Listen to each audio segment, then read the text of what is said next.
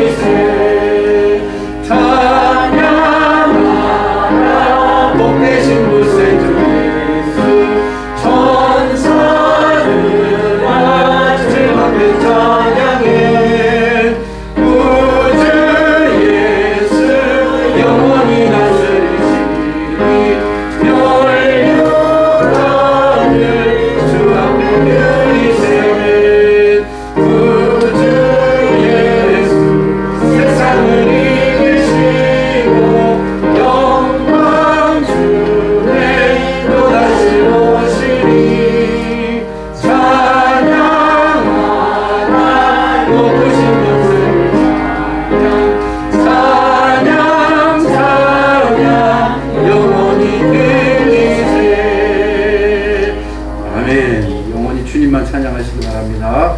40장 찬송합니다. 찬송으로 보답할 수 없는 큰 사랑 40장입니다.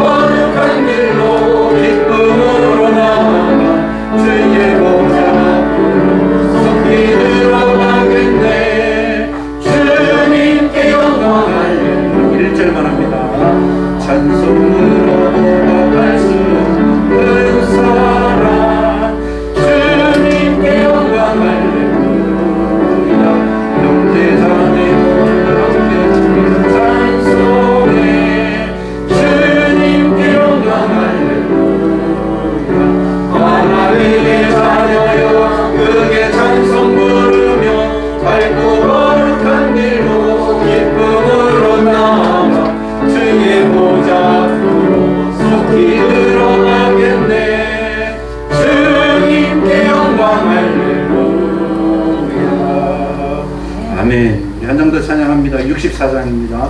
기뻐하며 경고하세 영광의 주 하나님. 찬송가 64장입니다.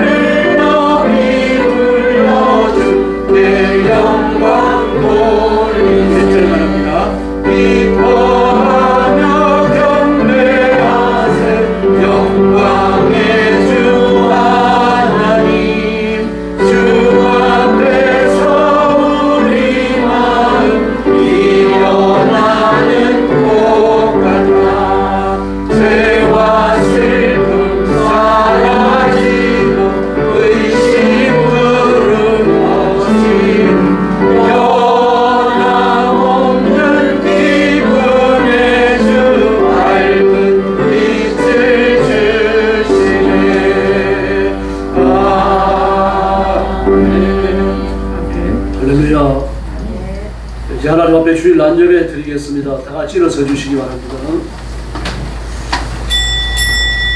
네, 머리 숙여서 묵상 기도 드리겠습니다.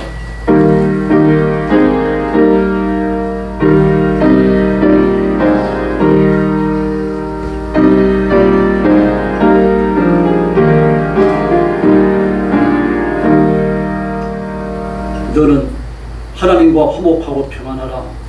그리하면 복이 내게 임하리라. 청하건대 너는 하나님의 입에서 교훈을 받고 하나님의 말씀을 내 마음에 두라.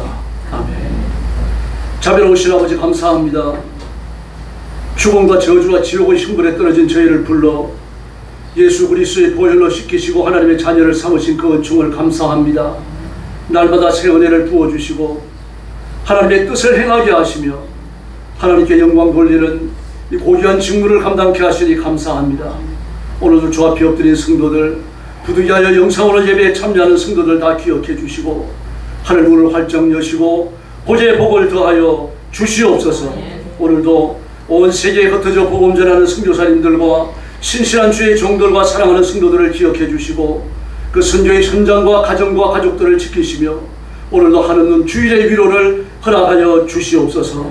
오늘도 저희들이 예배할 때에 하나님 능력과 권능으로 임하여 저희들을 다스려 주시옵소서. 예수님의 이름으로 간절히 기도 올리옵나이다. 아멘. 찬송가 제8장 부르겠습니다.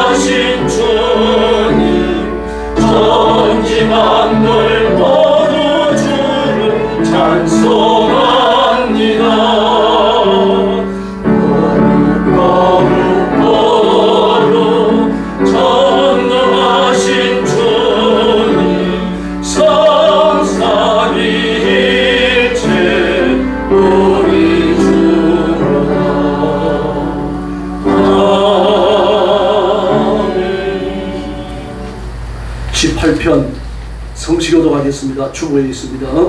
여호와 우리 주여, 주의 이름이 온 땅에 어찌 그리 아름다운지요. 주의 영광을 하늘 위에 드시나이다. 주의 대적을 인하여 어린아이와 전보지의 입으로 말미암아 권능을 세우시며 이는 원수와 보수자로 장장케 하려 하십니다. 주의 손가락으로 만드신 주의 하늘과 주의 베풀어 두신 달과 별들을 내가 보오니 사람이 무엇이건대 주께서 저를 생각하시며 인자가 무엇이건대 주께서 저를 권고하시나이까. 여호와 우리 주여, 주의 이름이 온 땅에 어찌 그리 아름다운지요. 아멘. 네, 머리 숙여서 신앙 고백하겠습니다. 나는 전능하신 아버지 하나님 천지의 창조주를 믿습니다. 나는 그의 유일하신 아들 우리 주 예수 그리스도를 믿습니다. 그는 성령으로 잉태되어 동정녀 마리아에게서 나시고 본디오 빌라도에게 고난을 받아 십자가에 못 박혀 죽으시고 장사된 지 사흘 만에 죽은 자 가운데서 다시 살아나셨으며 하늘에 오르시어 전능하신 아버지 하나님 우편에 앉아 계시다가 그로부터 살아있는 자와 죽은 자를 심판하러 오십니다. 나는 성령을 믿으며 거룩한 공교회와 성도의 교제와 죄를 용서받는 것과 몸의 부활과 영생을 믿습니다. 아멘. 자리에 앉으셔서 259장 찬송 부르겠습니다.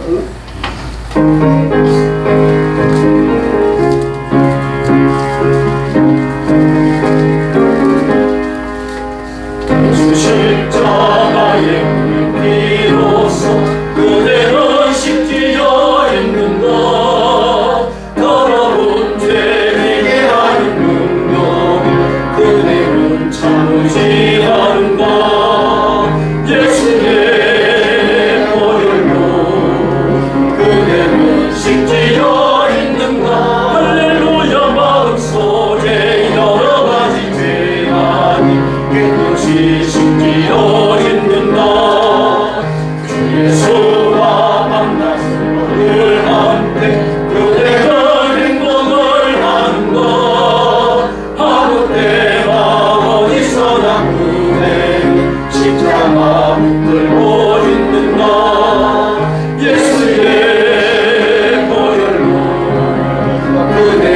식지어 있는가 할렐루야 마음속에 여러 가지 죄악이 깨끗이 식지어 있는가 주님 예수 다시 그대 영접할 예물이 있는가 그대 몸은 거룩한 곳 천국에 들어갈 준비가 됐는가 예수의 보혈로 그대 식지어 있는가 할렐루야 마음속에 여러 가지 죄악 깨끗이 식지어 있는가 모든 죄에 떨어진 내 몸은 주 앞에 지금 나오소서 샘물같이 솟아나는 보혈로 눈보다 더 이게 씻으라네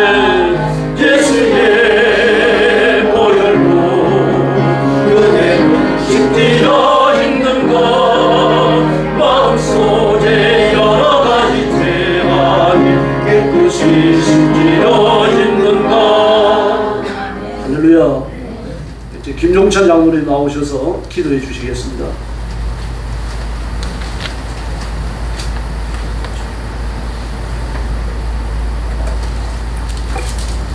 기도하겠습니다. 공의와 사랑의 하나님 아버지, 저희에게 이 복된 주일을 허락하시고 거룩한 예배의 자리로 나올 수 있게 하심에 감사드립니다. 지난 한 주간도 주님의 은혜와 사랑 속에서 저희를 지켜주시고 주님의 품 안에서 평안히 지나게 하신 은혜에 감사를 드립니다. 저희들 원근 각지에서 교회를 모이게 하셔서 이 시간 저희의 모든 마음과 정성을 다하여 예배를 드리오니 아버지 하나님 기쁘게 받아주시옵소서. 아버지 하나님, 이 세상은 날마다 빠르게 변화가고 있으니 그 안에서 저희는 자주 길을 잃고 방황할 때가 많습니다. 주님의 뜻을 따르며 살겠다고 다짐하지만 때로는 세상의 유혹과 시련에 넘어가 주님과 멀어지기도 했음을 이 시간 고백합니다. 이 시간 저희의 죄와 허물을 빼게 하고 주님 앞에 엎드리오니 저희를 용서해 주시고 주님의 거룩한 빛으로 저희의 영혼을 새롭게 하여 주시옵소서. 주의 자녀로서는 합당한 삶을 살 수 있도록 성령 하나님께서 저희를 붙잡아 주시고 언제나 주님의 말씀을 따라 사는 삶이 되게 인도하여 주시옵소서. 저희가 이 세상 속에 살면서도 여러 가지 어려움과 시험을 만날 때마다 주님만을 의지하며 기도하며 나아갈 수 있는 믿음을 허락하여 주시옵소서. 어떠한 고난과 역경 속에서도 주님께서 함께 하시고 저희 모든 문제를 해결해 주실 것을 굳게 믿으며 모든 걱정과 염려를 주님께 맡기고 살아가는 저희가 되게 하여 주시옵소서. 저희의 나약한 심령을 강하게 붙들어 주시고 주님 안에서 날마다 새 힘을 얻어 살아가게 하여 주시옵소서. 공의의 하나님 아버지, 이 나라와 민족을 주님 손에 맡겨드립니다. 이 대한민국이 이 땅에 주님께서 세우신 나라로서 주님의 뜻을 따르며 공의와 정의가 실현되는 나라가 되게 하여 주시옵소서. 정치적 갈등과 분열이 심화되고 사회적 불안과 경제적 어려움이 가중되는 이 시기에 주님께서 이 나라를 지켜주시고 모든 위정자들이 지혜롭고 공정한 판단을 통해 국민들을 섬기게 하여 주시옵소서. 그들이 자신들의 당리당략과 자신의 이익을 추구하지 않고 오직 국민의 복지와 나라의 번영을 위해 헌신하는 지도자가 되게 하시며 주님의 뜻을 이루어가는 그 일에 최선을 다하게 하여 주시옵소서. 아버지 하나님, 세계는 전쟁으로 또 폭염과 홍수재해로 어려움에 처해 있습니다. 저희 인류를 불쌍히 여겨 주셔서 긍휼을 베풀어 주시옵소서. 전쟁을 멈춰 주시고 지구의 온 나라를 되돌리시사 아버지 하나님께서 태초에 창조하셨던 그때 그 지구가 되게 은혜 내려 주시옵소서. 아버지 하나님, 남북 간의 빈장이 계속되고 있는 가운데 북한 땅에서 고통받는 주의 백성들을 기억하여 주시옵소서. 그들이 겪고 있는 굶주림과 고통 속에서 주님의 구원의 손길을 체험할 수 있게 하시고 속히 주님의 복음이 그 땅에서 전해져 자유와 평화가 임하는 날이 오게 하여 주시옵소서. 주님, 한반도에 다시 평화날이 불게 하시고 주님의 선하신 뜻대로 남북이 하나 되어 주님을 섬기는 날이 속히 오도록 인도하여 주시옵소서. 아버지 하나님, 교회를 위하여 기도합니다. 주님께서 저희 영광교회를 세우시고 지금까지 지켜주셨사오니 앞으로도 주님의 뜻 안에서 흔들림 없이 나아가는 교회가 되게 하여 주시옵소서. 주님의 말씀을 따라 살아가는 믿음의 공동체가 되게 하시고 이 지역과 또 나아가 세계를 향해 주님의 복음을 선포하는 선교적 사명을 온전히 감당할 수 있도록 이끌어 주시옵소서. 교회의 모든 기관과 부서가 주의 사랑 안에서 하나가 되어 주님을 섬기며 주님의 사랑과 은혜를 나누는 통로로 쓰임받게 하여 주시옵소서. 아버지 하나님, 특별히 아버지 하나님, 저희 교회 재정을 도와주시옵소서. 재정이 부족하여 하나님의 일을 소홀히 할까 아버지 하나님 두렵습니다. 부디 저희들을 도우셔서 성도들의 실조가 늘어나게 하시고 감사가 넘치게 하셨습니다. 우리 교회가 먼저 그의 나라와 그의 의를 구하는데 부족감이 없게 하시고 또한 성도들의 삶 또한 나아지게 도와주셨습니다. 교회와 성도들의 가정이 하나님께 영광 돌리는데 부족함 없게 허락하여 주시옵소서. 아버지 하나님, 다음 세대를 위하여 기도드립니다. 어린아이들로부터 청소년, 청년에 이르기까지 모든 세대가 주님의 말씀 안에서 굳건한 믿음을 갖고 자라나게 하시니 세상의 유혹과 미혹에 흔들리지 않고 주님의 자녀로서 정체성을 지켜가는 믿음의 세대가 되게 하여 주시옵소서. 아버지 하나님, 각자의 삶을 위하여 간절히 기도드립니다. 저희가 세상 속에 살면서 주님을 의지 않고는 한순간도 살아갈 수 없음을 깨닫게 하여 주시옵소서. 특별히 어려움에 처한 이들, 병중에 있는 애들, 그리고 각종 문제로 인해 고통받는 이들에게 주께서 위로해 주시고 그들에게 주님의 치유와 회복의 손길이 베풀어 주시옵소서. 그들이 아버지 하나님, 주님 안에서 새 소망을 얻고 주님의 은혜로 다시 일어설 수 있는 그 힘을 얻게 하여 주시옵소서. 저희 모두가 주 안에서 하나 되어 서로를 위해 기도하며 주의 사랑을 나누는 삶을 살게 하여 주시옵소서. 아버지 하나님, 이 시간 주님의 말씀을 선포하시는 사자 목사님을 위하여 기도드립니다. 주께서 목사님에게 성령 충만함을 더하여 주시고 말씀 선포하시는 그 입술에 기름 부으셔서 그 입술을 통해 선포되는 말씀 저희의 심령을 변화시키고 새롭게 하여 주시옵소서. 말씀을 듣는 저희 모두가 주님의 음성에 기울이고 그 말씀을 따라 순종하는 삶을 살아가게 하여 주시옵소서. 그리하여 새로운 한 주간도 주님의 뜻대로 살아가는 저희가 되게 하여 주시옵소서. 아버지 하나님 아버지의 복음을 들고 저 전쟁터에 산간벽지 오지에 아프리카 열대의 땅, 시베리아 그 추울 땅, 아버지 사단이 지배하고 있는 세계 여러 곳에서 말씀 들고 오직 주님만 의지하여 생명 바쳐 선교하시는 선교사님들 주여 책임져 주시옵소서. 그분들이 흘리는 땀방울이 그저 땅에 떨어지는 것이 아니라 그 선교지에서 그 옥토밭에 떨어져 30배, 60배 아니 만배로 복음의 불길이 일어나게 도와주시옵소서. 오늘도 예배를 위해 수고하고 헌신하는 모든 일들을 기억하여 주시고 그들의 헌신에 주님의 풍성한 은혜를 내려 주시옵소서. 저희가 이 예배를 통해 더욱 주님께 나아가게 하여 주시고 주님과 깊은 교제를 나누는 시간 되게 하여 주시옵소서. 오늘도 아버지는 가정에서, 직장에서, 병상에서 혹은 회의에서 또 두세 사람이 모여 예배에 참여하는 모든 이들에게 동일한 은혜를 내려주시고 주님의 평안과 사랑이 그들의 삶 속에 가득하게 하여 주시옵소서. 주님의 크신 사랑과 은혜 속에 살아가는 저희 모두가 되기를 간절히 소망하는 이 모든 말씀, 이 무익한 종이 우리 주 예수 그리스도의 이름으로 기도했사옵나이다. 아멘.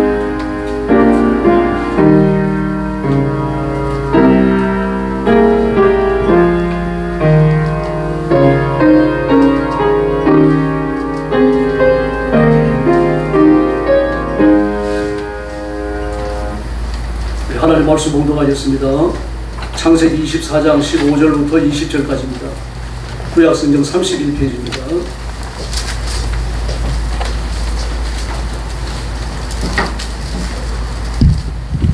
창세기 24장 15절부터 20절까지 한 절씩 교독하겠습니다. 제가 먼저 봅니다. 말을 마치기도 전에 리브가가 물동이를 어깨에 메고 나오니 그는 아브라함의 동생 나홀의 아내 밀가의 아들 부두엘의 소생이라.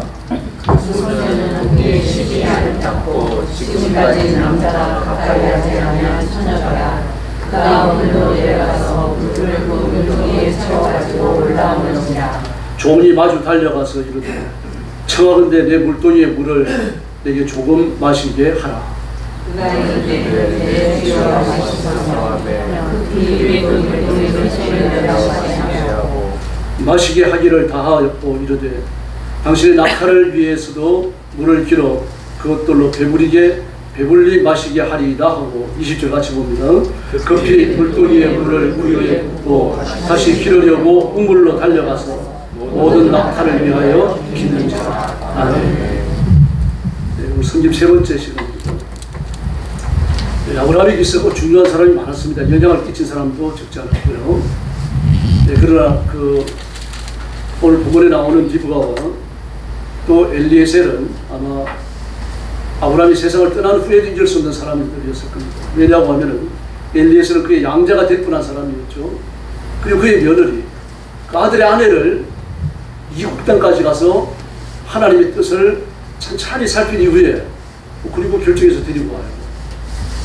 대단한 일 아닙니까? 얼마나 믿을 수 있었으면 며느리 구하는 일을 맡겼겠어요.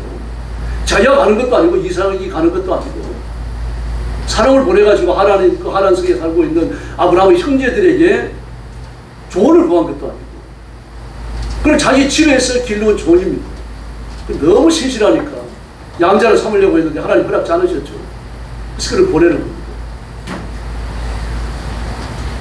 우리가 하는 말로 먼 형제보다 가까운 친구가 낫다라는 것처럼 말이죠. 뭐 그런 마음이 아브라함이 전혀 없지는 않았을 겁니다. 그러나 그런 이 일을 하는 데 있어서도 하나님께 기도했을 것이고 그리고 하나님께서 주신 마음의 감동과 응답을 따라가지고 지금 결단을 내리고 행동하고 있는 겁니다. 리브가는 어떻습니까? 아브라함의 손자를 낳아서 언약의 승계가 이루어지게 했습니다. 천하 만민이 내 후손으로 말미암아 복을 받는다.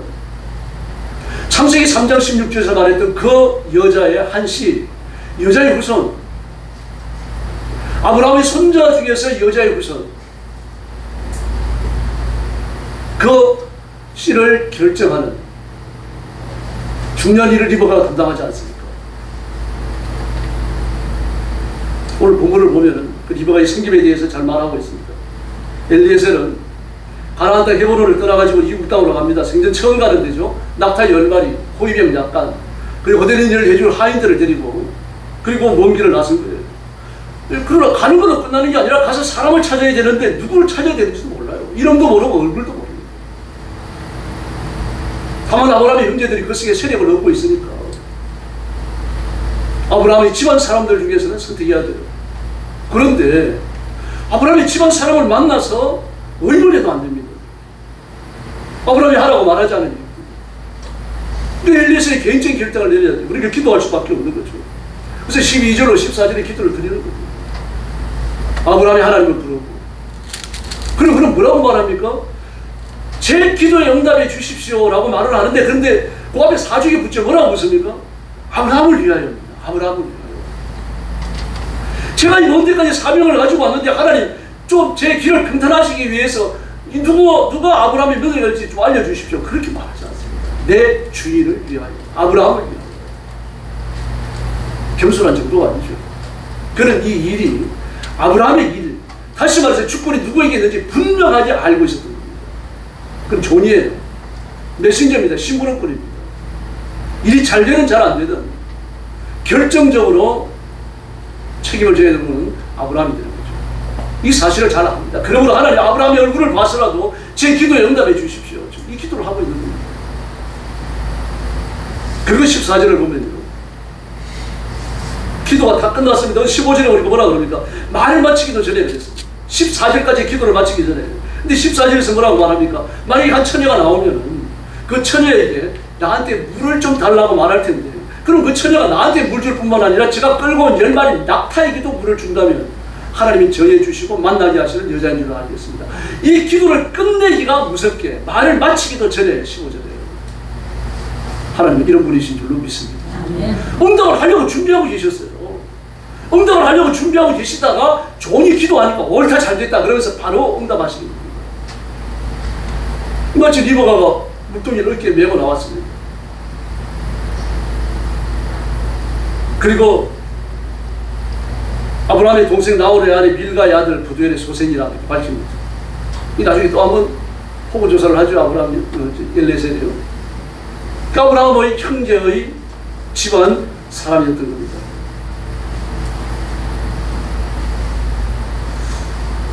하나님 이런 분이십니다.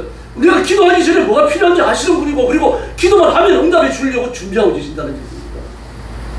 기도가 없으면 응답이 없습니다. 근데 기도하면 이루어 주실 줄로 믿습니다. 엘레셀은 대단히 지혜롭죠. 물을 좀 달라고 하면은 나한테만 주는 것이 아니라 낙타에게까지 주는 그 여자를 만나게 해 주십시오라고. 그럼 왜 그렇습니까? 뭐 지친 나그네 노인이 물 한 그릇 달라 그러면 줄 수 있죠. 누구나 줄 수 있습니다. 그러나 그 엘리셀이 부탁을 한 것도 아닌데 자청해가지고 당신의 약대 10마리에게도 물을 먹이겠습니다. 이건 아무나 할 수 있는 말이 아닙니다. 여자가 아주 현숙하다는 뜻이죠. 인격적으로 됐다는 뜻입니다. 집안에서 잘 배웠다는 뜻이죠. 하나님의 뜻이 어디에 있는지 분명히 구별할 수 있는, 이게 하나님의 응답인가 아닌가 그 여부를 알 수 있는 아주 지혜로운 기도를 하는 겁니다. 그래서 하나님의 뜻이 여기 있구나. 이건 하나님의 응답이 틀림없구나. 깨달을 수 있도록 기도합니다. 기도가 지혜로워야 됩니다. 이 기도가 중요한 거죠. 만약에 엘리셀이 하나님 앞에 기도하는 일이 없이 그냥 나홀과 하란의 집을 찾아가가지고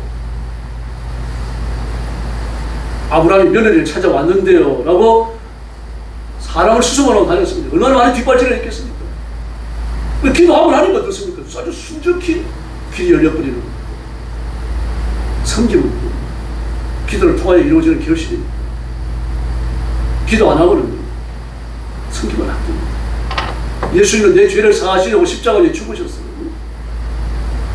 그러나 그 일을 위해서 생명금 기도를 하시잖아요. 평소에 얼마나 기도 많이 하셨습니까? 그리고 십자가를 앞두고 밤을 새면서 기도하시죠. 예수님은 십자가 위에 자신의 생명을 내던지시고 몸도 찢기도록 다 내놓으시고요. 예수님 죽으시면 경쟁하는 사람이 없어요, 여러분. 예수님 편에 서가지고 예수님을 믿었던 강도 한 사람까지도요, 십자가를 지시는 예수님의 헌신과 희생의 섬김의 의미를 다 모릅니다. 그저 개인의 신앙을 고백하고 예수님과 함께 나원에 갔을 뿐이에요. 천국에 들어갔을 뿐입니다. 기도해야 하나님의 뜻을 발견하게 될 줄로 믿습니다. 기도해야 순전히 목적에 도달하는 거죠. 그러므로 기도는 성김의 궁극적 비결, 하나님을 섬기는 것도 사람을 섬기는 것도 기도 없이 능력받을 수 없고 능력받지 않으면 섬길 수가 없는 겁니다. 근데 기도에 게을러요. 가장 큰 이유가 뭡니까? 시간이 없는데요. 정말 시간이 없습니다. 밤새도록 기도 안 하는 게 아니잖아요. 기도할 줄 잘 몰라요. 다 핑계가 안 되죠. 그래 기도하면 되는 겁니다. 기도할 마음이 없으면 그래 주기도문이라도 바보에서 외우세요. 아니면 에베소서라든지 빌립보서에 나오는 바울 사도의 기도문을 찾아가지고 따라 읽어요. 그냥 반복해서 계속해서. 갖출 걸 다 갖춰야 기도가 되는 게 아닙니다. 히브리서 5장 7절을 보니까 예수님은 심한 통곡과 눈물로 그랬습니다. 심한 통곡과 눈물로.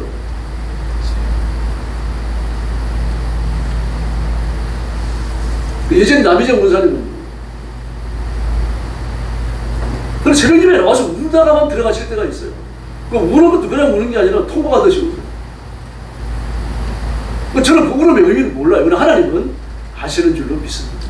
왜 우는 줄 하나님은 아시는 거죠. 히스기야 38장을 보니까 심히 통곡하니라 그랬습니다. 근데 하나님도 뭐라 그러십니까? 이스라엘을 보내갖고 내가 네 눈물을 보았고라고 말씀하십니다. 네 눈물을 보았고 네 기도를 들었고, 그럼 아까 똑같은 말입니다. 사연이 없는 눈물이 어디 있습니까? 아이가 울어도 사연이 있는 거죠. 어른이 우는 거에 말할 것도 없는 거 아닙니까? 더구나 왕이 웁니다. 기가 막힌 거 아닙니까? 왕이 운다고 하는 것은.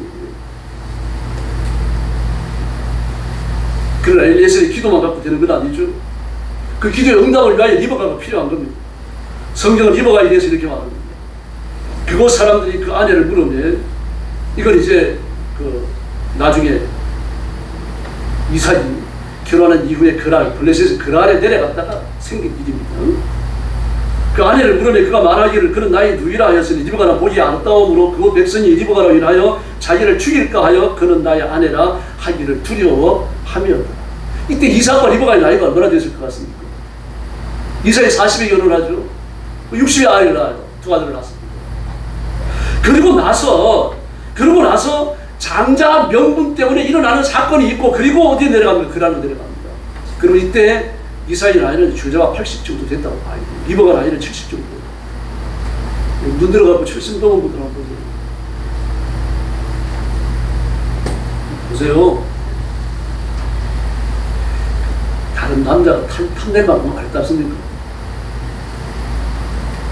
지금 이삭은 70, 80을 넘어 나이고 리버가는 70이 넘어 나이입니다. 여러분, 주자가 그렇다는 얘기입니다. 정확한 건 아닌데 지금 결혼한 이후의 사건들을 보면 그 정도 시간이 흘러갔어요. 그러면 70이 넘은 여자를 보고 딴 남자들이 흑심을 품을 만큼 아름답다고 말할 수 있겠느냐 말입니다.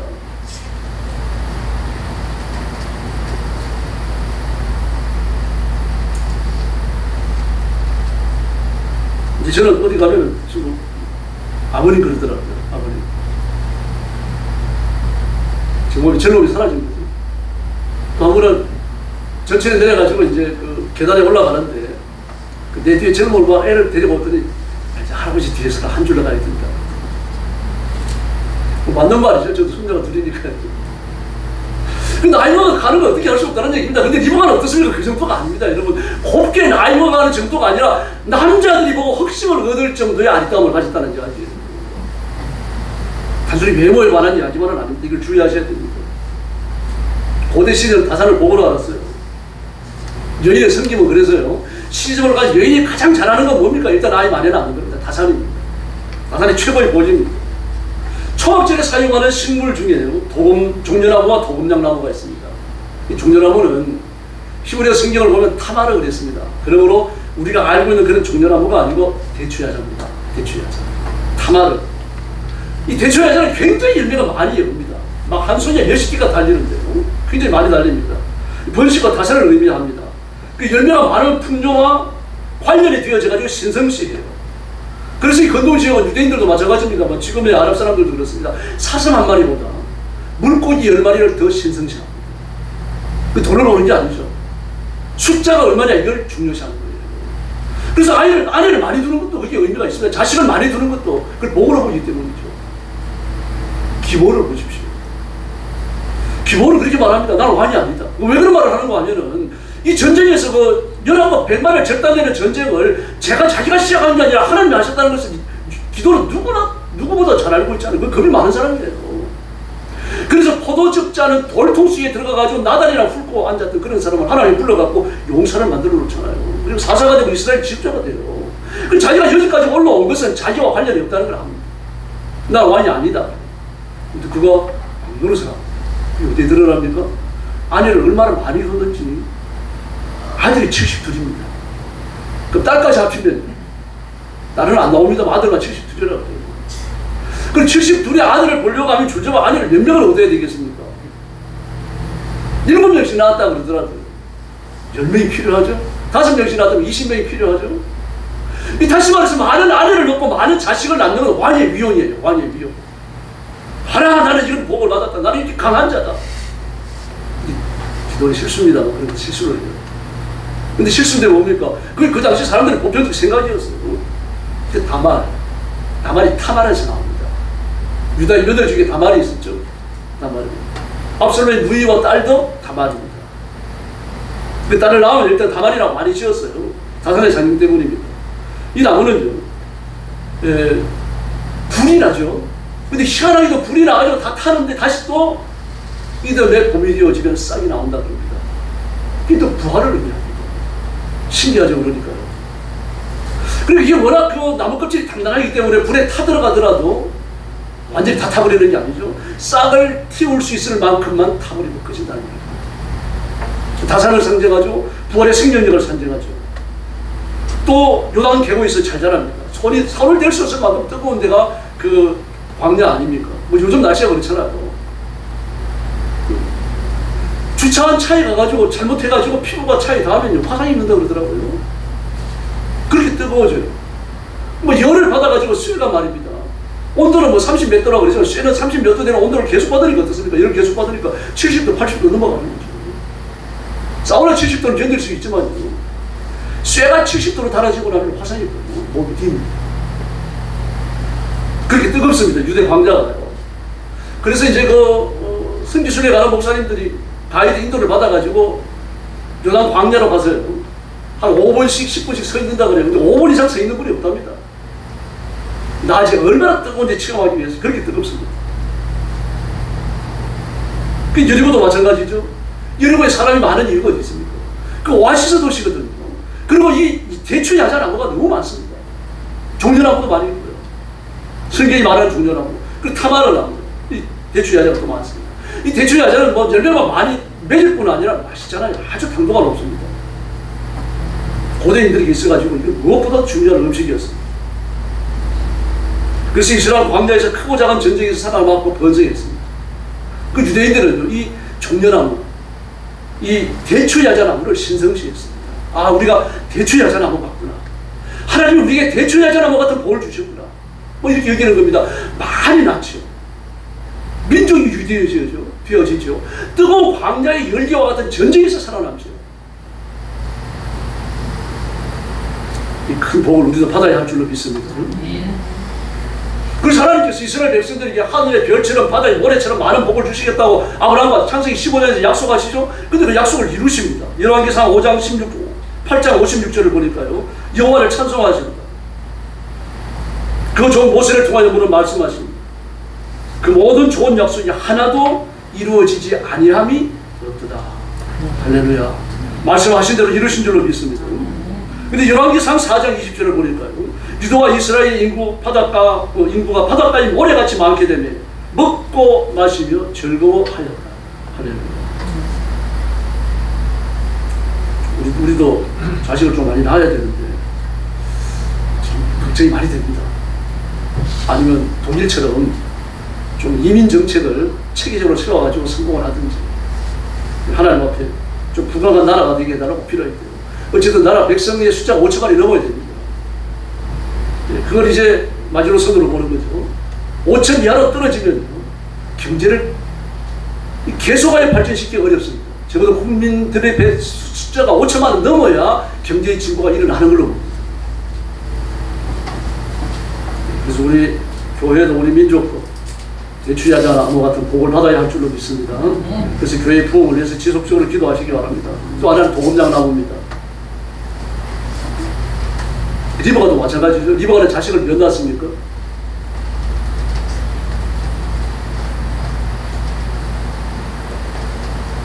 리버가는 자식을 몇 낳죠? 이사의 아들 누구예요? 에서와 야곱. 근데 어디 가서 생산이 터집니까? 야곱이죠. 야곱이가 생산이 터지고 거리를 이어져 내려가고 또 리버가가 계속하여 아들을 낳고 그러면서 하나님의 은혜가 임하는 겁니다. 도금장 나무는 지금도 그렇습니다. 유대인들은요. 결혼하게 되었지만 신부의 머리에 관을 씌웁니다. 근데 그 관을 도금장 나무로 만듭니다. 잎사귀가 아주 무성해요. 구약에 나오는 잎사귀 무성한 나무가 도금장 나무를 말합니다. 모세 오경에 보면요. 잎사귀 무성한 나무라는 이름이 가끔 나와요. 그래서 이건 결혼할 때 신부의 화관을 만들어서 신부의 머리에 씌우는데 뭐라고 말합니까? 이 도금장 나무의 이파리처럼 많은 자식을 낳아라. 요즘 같은 건 욕먹을 짓이죠. 그래서 히브리인들은 그렇게 복을 빌었습니다. 이걸 또 복을 알았고 그걸 또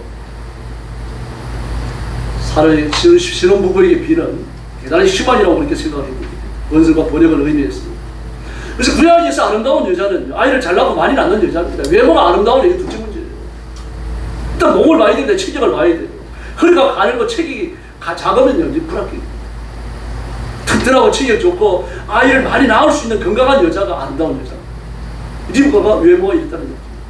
그렇다고 해가지고 뭐 얼굴도 뒤로 빠졌다는 그런 얘기는 아닙니다. 비해먹겠죠. 이상이 뭐 천들이 반하잖아요. 몸만 보고 반한 건 아닐 거예요.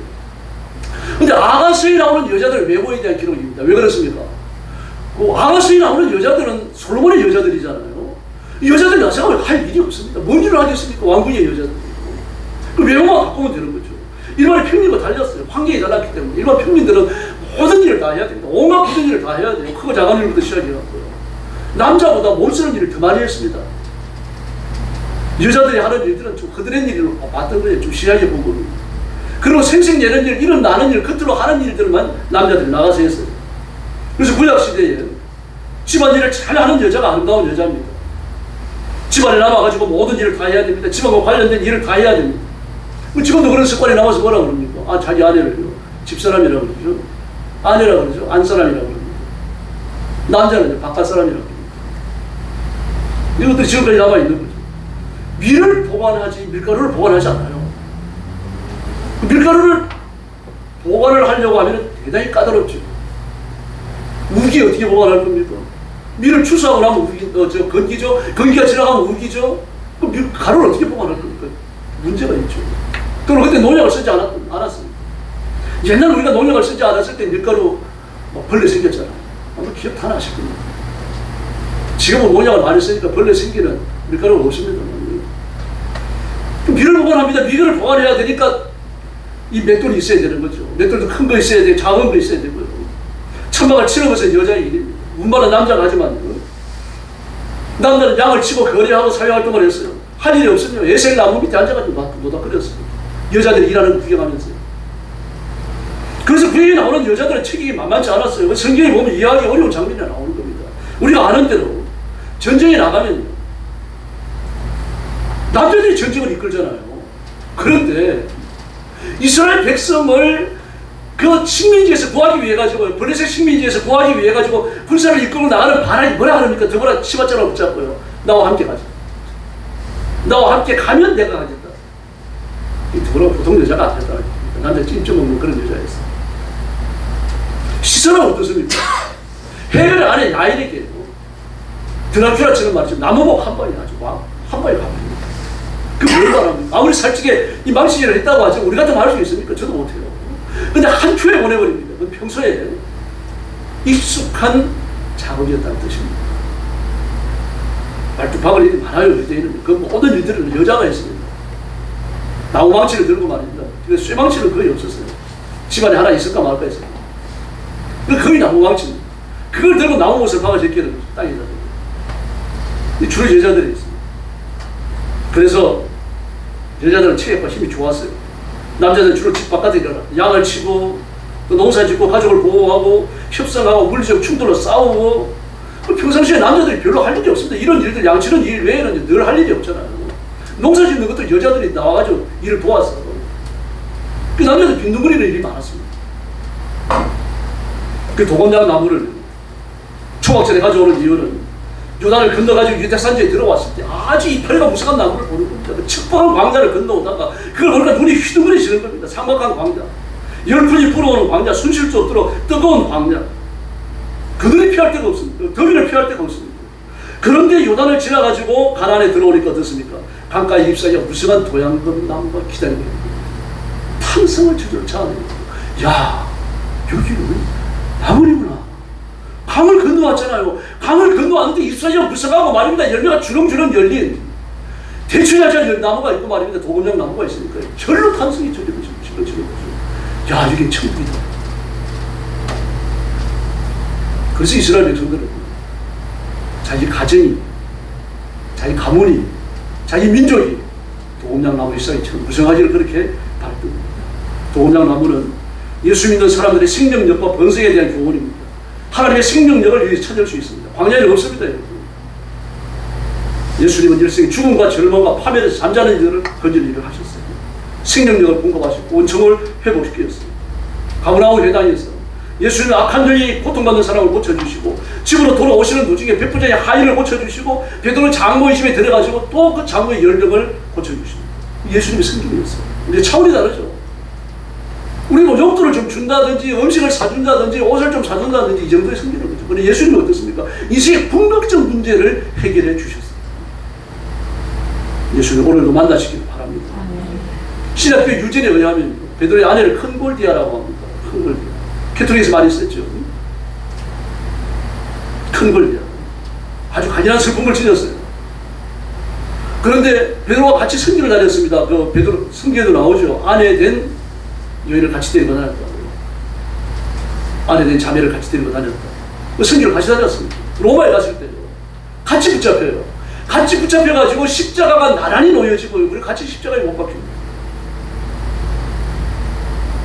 베드로의 표정이 힘들어지니까요. 그 안에 큰골디아가 보고 이렇게 소리 지른다고 하래요.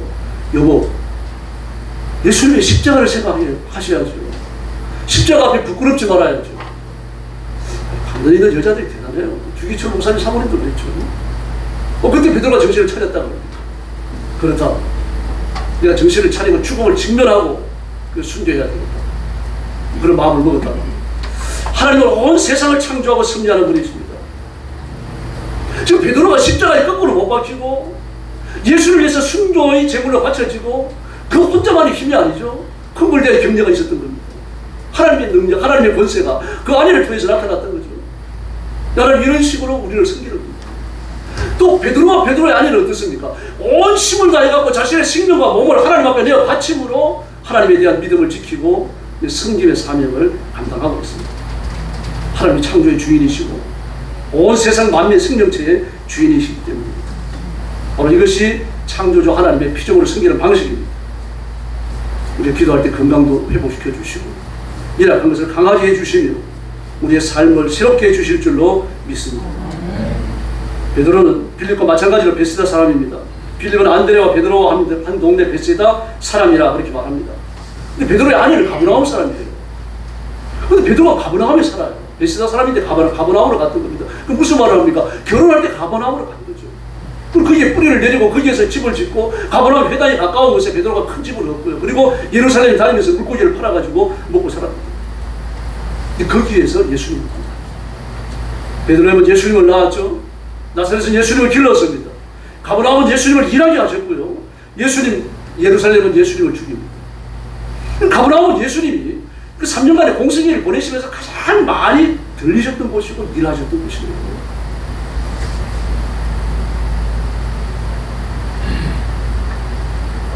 젊은 사람들 보면 요즘 막 성수동으로 이렇게 뜨거운데 막 데이터를 옵니다. 성수동 어디 가봤니? 막 인터넷 들어가가지고 성수동 핫플레이스 그래 놓으면 쫙 뜹니다. 막 몇 페이지가 뜹니다. 다시 말해서 애들도 좋아하는 데가 있는 거죠. 예수님도 자주 가셨던 곳이 있습니다만 좋아서 가셨으리라고 생각돼요. 그게 가버나움. 거기 가셨다가 베드로도 만나고 야고보도 만나고요. 요한도 만나시고요. 안드레도 만나시고 빌립도 만나고. 예수님 같이 있으면 복을 받는 줄로 믿습니다. 고양이는 쥐와 같이 있을 수가 없죠. 병도 예수님 같이 있을 수 없습니다. 기름과 물은 섞이지 않아요. 그와 같이 예수님 질병 온갖 저주를 함께하지 않습니다. 주님 그 모든 것을 쫓아내시고 평안과 기쁨과 안정을 주실 줄로 믿습니다. 병이 예수님을 알아봤습니다. 신기하죠? 예수님 명령하면 떠나갔어요. 병이 떠나갑니다. 마귀가 도망을 갑니다. 악한 영들도 쫓겨나갑니다. 예수를 굳게 붙드시기를 바랍니다. 이게 예수님께서 죄인을 섬기시는 방식이에요. 다시 말해서 예수님은 우리의 궁극적인 문제, 근원적인 문제를 해결해 주시는 겁니다.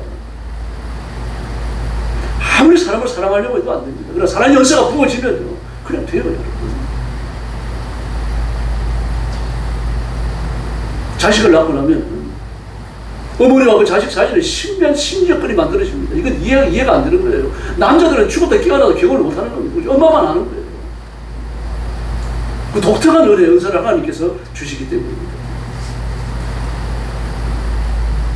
그런 의미에서 리버가는요, 승님이 앞장서는 아름다운 여자입니다. 오늘 본문도 말하잖아요. 마시우기를 다하고 가로되 당신의 약대를 위해서도 물을 길어 그것들로 배불리 마시게 하리이다. 지친 나그네에게 물 한 그릇 대접하는 건 당연한 일입니다. 그러나 약대기까지 준다 자청했어요. 이게 성경이에요. 돌봄입니다. 자기를 희생하는 겁니다.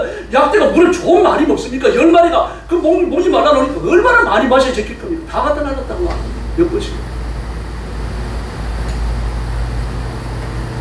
그럼 여기에서 현숙한 저희를 이룰 수 있는 거죠. 마음이 넓다는 것을 알 수 있습니다. 우리의 성김이 이런 모습을 가져야 할 줄로 믿습니다. 교회 나오는 모든 사람들이 내가 섬겨야 할 사람입니다. 그 소유한 것 같은 섬겨야 돼요. 심지어 마약하는 사람이나 동성애자들까지도 교회 와서 섬김을 받아야 합니다. 아주 이질적인 눈으로 그런 사람을 바라봐서는 안 됩니다. 교회 와서만큼은 편안히 있다 가야 한다는 말입니다. 그럼 어떻게 이런 걸 할 수 있습니까? 대단한 걸 하려고 하는 사람은 못합니다. 그러나 사소한 걸 하려고 하는 사람은 할 수 있는 거죠. 옆에서 기침하더라도 인상 찌푸리지 않으면 됩니다. 한 해에요. 감기로 죽는 사람이 2,000명이 넘죠. 폐렴으로 죽는 사람이 3,000명이 넘습니다. 감기와 폐렴으로 죽는 사람이 5,000명이 넘는다는 거예요. 만약에 코로나로 1,000명이 죽고 나서 나라가 발칵 뒤집힐 겁니다. 우리가 인생을 어떻게 살아가고 있는지 한번 보셔야 됩니다. 그 용납하고 관용하고 그 사랑을 베풀고 에어컨 바람이 몸에 안 맞는 분들이 있습니다. 그분들은 바람이 좀 먼 곳에서 앉을 수 있도록 배려해야 되는 거죠. 처음 오시는 분들이라고 하면 의자 가편을 내드려야 됩니다. 자기가 딱 차지하고 앉아갖고 말이죠. 전부 다 안으로 들어가라고 성기는 거죠. 마귀는 사람을 부리고 약탈하는 재미로 살아갑니다. 어그러신기를 가지하고 망하지하고 파멸시키고 사고와 언어를 변절시키고 행위를 타락시키고 그 다음에는 무섭게 추락해버립니다. 지금 인격과 영성과 지위와 건강, 물질과 가정, 인생 자체까지 망가집니다. 이게 마귀가 하는 일입니다. 그러면 박수를 치면서 좋아합니다. 그런데 예수님의 이름 앞에 마귀는 꼼짝없이 도망갈 줄로 믿습니다. 그래서 예수님이 사탄을 없애하시는 겁니다. 그 예수님이 뭐라고 말씀하십니까? 70일이 기쁘 돌아와 가는데 주여 주의 이름으로 귀신들도 우리에게 항복하더이다. 이 말씀을 하니까 뭐라 그러십니까? 그러냐? 대단한 일이다. 그러나 너 이름이 천국에 기록된 것으로 기뻐해라. 마귀와 우리는 차원이 다르다는 얘기인데 질이 다르다는 이야기예요. 마귀를 두려워하지 마시기를 바랍니다. 기도할 때 마귀가 굴복할 줄로 믿습니다. 교만할 때 마귀한테 잡아먹힙니다. 욥기 8장 7절은 내 시작은 미약하였으나 내 나중은 심히 창대하리라. 겸손을 통해서 이 복을 누리고 하나님 앞에 승리하는 성도들이 되기를 예수님의 이름으로 축원합니다. 동성으로 기도하겠습니다. 승질 수 있도록 살아있는 역사를 제게 주십시오. 그렇게 부르시기 바랍니다. 같이 기도하겠습니다. 자비하신 하나님 아버지 감사합니다. 우리가 남을 판단하고 비판하고 남의 약점을 드러내고 모함하는 사람들이 아니라 다른 사람들까지 내 가슴에 품을 수 있도록 아버지의 마음을 주시고 사랑의 연차를 주시기를 간절히 원합니다. 나를 안 좋아하는 사람, 나를 미워하는 사람까지 품을 수 있도록 우리 아버지 역사에 주옵시기를 간절히 원하고 기도하옵나이다. 자비하신 하나님 아버지, 십자가 위에서 우리 죄를 짊어지시고 그리고 자신의 생명을 위하여 주신 예수님의 길을 저희들도 걸어갈 수 있도록 역사하여 주옵시기를 간절히 원합니다. 성령 충만함을 주시고 성령 연사를 주시기를 원합니다. 이 시대를 부끄럽게 하는 하나님의 종으로 쓰임밖에 부족하며 우리 하나님 역사하여 주옵시기를 간절히 원합니다. 우리 성도들을 주님 앞에 맡깁니다. 하나님의 손으로 만져주시기를 바랍니다. 붙들어 주시기를 바랍니다. 그 머리에 손을 얹어 안수하여 주시기를 바랍니다. 하늘의 권능을 부어주시기를 간절히 원합니다. 자비하신 하나님 아버지, 하나님의 손에 붙들려 쓰여질 수 있는 의로운 도구, 사랑의 도구, 능력의 도구가 될 수 있도록 역사하여 주시옵소서. 자비하신 하나님 아버지, 세상이 그 어떤 것도 두려워하거나 부러워하지 아니하도록 도와주시고 하나님의 은혜를 구하고 성령의 연사를 구하고 하늘의 권능을 구하여 구장하는 일꾼들이 되도록 우리 하나님 역사하여 주옵시기를 간절히 원합니다. 우리 성도의 가정을 지켜주시옵소서. 자녀들을 지켜주시고 선호하는 일을 번성케 하여 주시고 우리 하나님께서 복 주시기를 간절히 원하고 기도하옵나이다. 자비하신 하나님 아버지, 우리 성도도 한 심령을 기억하시고 그러가는 인생길을 보호하시며 만나는 사람들을 결정하여 주시고 하나님의 하는 은혜를 허락하여 주시옵소서. 자비하신 아버지, 은혜를 감사합니다. 우리가 이 땅에 살면서 예측하지 못했던 일들을 만납니다. 그럴지라도 두려워하지 말게 하시고 성령 충만하여서 승리하는 삶을 살게 하여 주시옵소서. 나와 의견이 맞지 않는 사람, 심지어 나를 미워하는 사람을 만난다고 할지라도 내가 품을 수 있도록 은혜를 베풀어 주옵소서. 내가 섬기고 돌보고 할 수 있도록 도와주옵시기를 간절히 원합니다. 아버지의 마음을 주시옵소서. 사랑의 연사를 부어 주시옵소서. 자비하신 하나님 아버지, 그래서 내가 지나가는 곳마다 우리 성도들이 머무는 곳마다 십자가의 사랑, 성령님의 연사, 사랑의 연사가 풍성해지도록 역사하여 주시옵소서. 우리 성도들 주님 앞에 맡깁니다. 이 시대가 감당치 못하는 일꾼, 악한 마귀를 승리고 승리하는 능력 있는 일꾼들 삼아 주시옵소서. 가정마다 복을 주셔서 믿지 않는 가족이 다 예수 믿게 하시고 번성하며 창대하며 자녀들이 힘있는 믿음의 토대를 갖게 하여 주시옵소서. 자비하신 주님, 우리 교회를 주님 앞에 맡깁니다. 깨어있는 교회가 되게 하시고 살아있는 교회가 되게 하여 주시옵소서. 예수님 다시 오시는 그날까지 믿음의 성기를 지켜내는 교회가 되게 하여 주시옵소서. 구원받아야 할 사람을 우리 교회로 보내주시고 교회는 날마다 성장하게 하여 주옵시기를 간절히 원하옵나이다. 자비하신 하나님 아버지, 이 나라와 민족을 주님 앞에 맡깁니다. 이 온 세상이 구원의 빛을 보여주는 하나님 앞에 쓰임받는 나라와 민족이 되게 하여 주시옵소서. 하나님께 큰 영광 돌리며 예수님의 이름으로 간절히 기도 올리옵나이다. 아멘.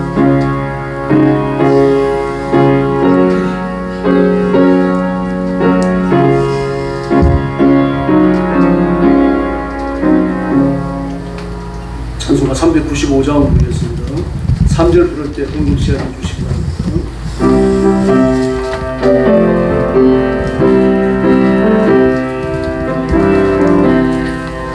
저희와 침대 수요 내가 사랑 가운데 내지 아니었으니 슬픈 자가 됩니다. 마음심이 어두니 맑게 하여 주소서. 나를 보호하시고 정성히 도와주소서. 죄는 전하오니 나의 마음이 원하니 용서하여 주시고 하여 주소서. 천국하고 싶구나 나의 온 것을 예수 보이요 천국 가게 하소서. 원하신 이름으로 사랑 서있도다.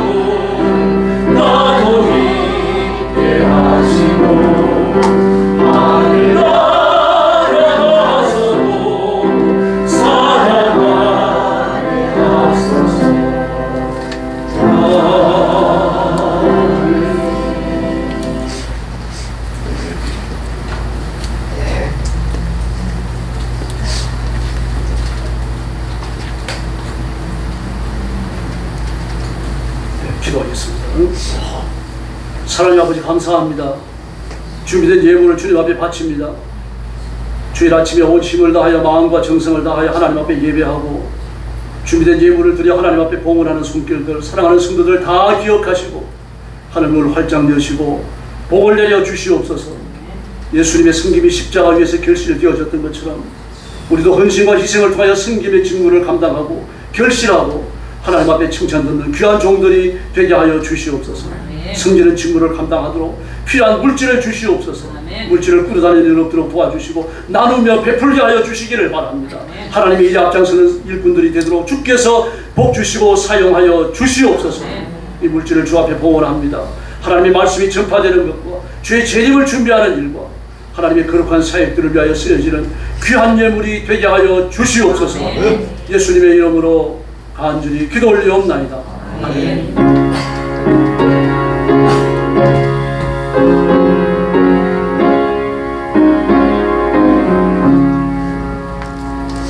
네, 8월달 외울 성경 말씀 마태복음 11장 28절입니다. 같이 외우겠습니다. 시작. 수고하고 무거운 짐진 자들아 내게로 내가 너희를 쉬게 하리라. 마태복음 11장 28절. 아멘. 예, 선교를 위해서 계속 기도해 주시고, 지금 러시아 전투가 좀 심상치 않게 돌아가고 있죠. 러시아 본토가 많이 지금 절단나고 있는데 어쨌든 전쟁을 거쳐야 됩니다. 위해서 기도해 주시고, 좀 이스라엘 전투도 지금 상태로 확정되는 게 거의 뭐 90% 확실합니다. 위해서 기도해 주시고, 전쟁이 그치고 테러와 또 내란도 그치고 하나님 평화의 때를 달라고 기도해 주시기 바랍니다. 나라와 민족을 위해서 기도해 주시고요.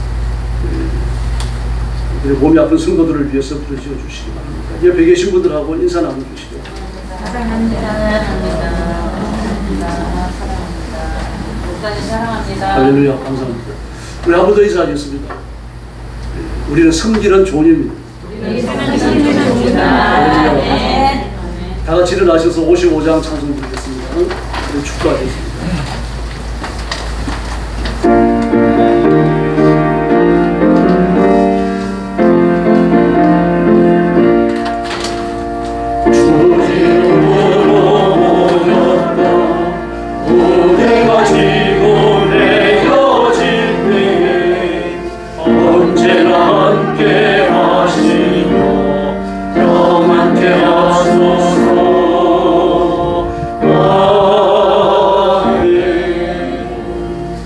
이제는 우리 구주 예수 그리스도의 은혜와 하나님 아버지의 극진하신 사랑과 성령님의 도우심과 인도하심과 교통하심이 오늘 주일 난예배 참석하여 하나님의 말씀을 기쁨으로 받고 이 교훈을 따라 섬기는 직무를 끝까지 감당하기 원하는 사랑하는 모든 성도들 머리 위에 영원토록 함께 계실지어다. 아멘.